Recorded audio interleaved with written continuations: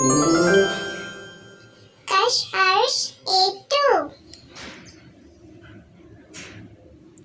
का हर्फ है आइन। आइन से शुरू होने वाली चीज़ें। ऐन से ऐनक।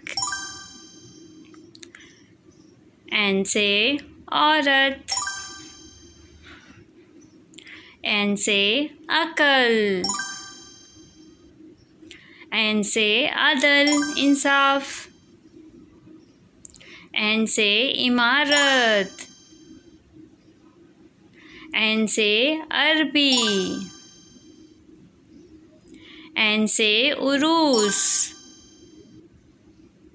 ऐन से अल्लामा इकबाल जिन्होंने पाकिस्तान का ख्वाब देखा था। ऐन से इबादत। आज का दूसरा हर्फ है गैन। गैन से शुरू होने वाली चीज़ें। गैन से गुलैल। गैन से गुस्सा। गैन से ghubbarey। गैन से ghazal। गैन से ghar। गैन से ghazab ghazabनाक। गैन से ghazal। गैन से गायब। शुक्रिया दोस्तों, सब्सक्राइब करें चैनल को।